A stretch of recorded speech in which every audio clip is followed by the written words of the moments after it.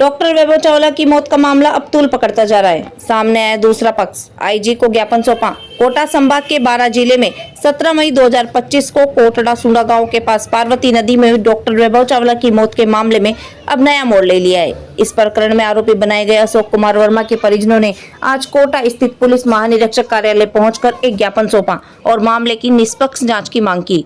ज्ञापन सौंपने पहुंचे अशोक कुमार के पिता ने मीडिया से बातचीत में बताया कि उनके बेटे को इस मामले में झूठा फंसाया जा रहा है, जबकि वास्तविकता कुछ और ही है। उन्होंने बताया कि डॉक्टर वैभव चावला, अशोक कुमार व एक अन्य साथी ने संयुक्त रूप से पार्टी की योजना बनाई थी, जिसके लिए डॉक्टर वैभव ने अशोक के फोन पर 700 रुपए भेजे।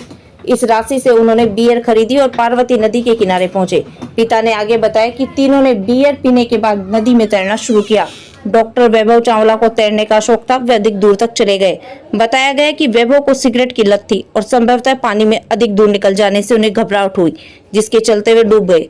अन्य दोनों युवकों ने उन्हें बचाने की कोशिश की, आवाजें भी लगाई, लेकिन मदद नहीं मिल सकी। इस घटना के बाद दोनों युवक डर के कारण सीधे अस्पताल लौट गए। अशोक के पिता ने कहा कि उनका बेटा पहले से ही बीपी, शुगर और आंशिक पैरालिसिस जैसी गंभीर बीमारियों से पीड़ित है। वे किसी को नुकसान पहुंचाने की स्थिति में नहीं है।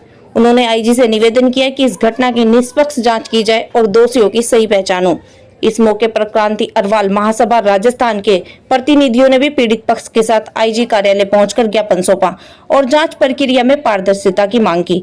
महासभा ने कहा कि बिना किसी ठोस साक्ष्य के किसी निर्दोष को आरोपी बनाया जाना न्याय के साथ अन्याय होगा।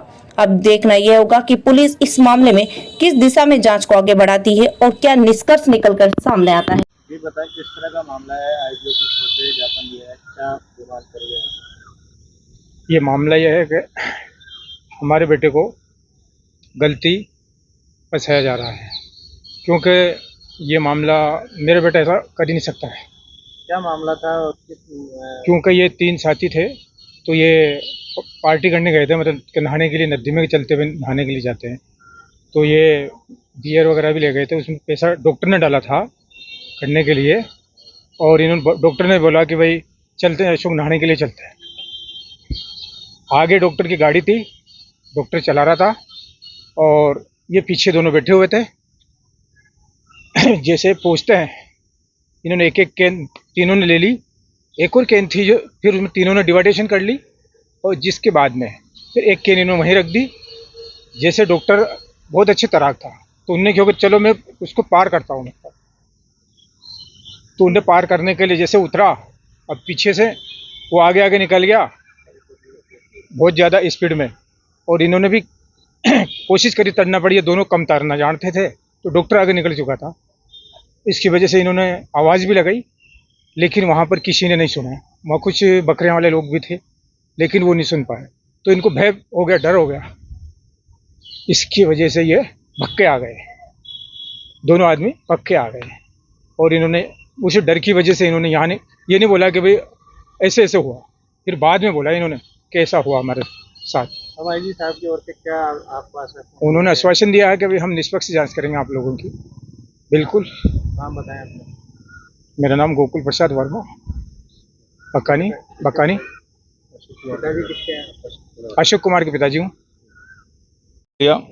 पूर्व प्रांतीय अरवाल महासभा का अध्यक्ष और वर्तमान में संरक्षक हूँ, समाज सेवक हूँ।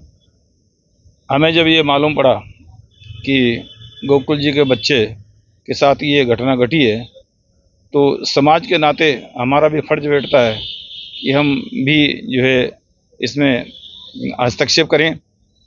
इस वजह से हम उचित न्यायिक जांच के लिए आईजी साहब के पास आए थे।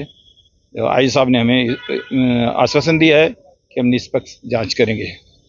बताएं जी। नाम मोहन धोलिया।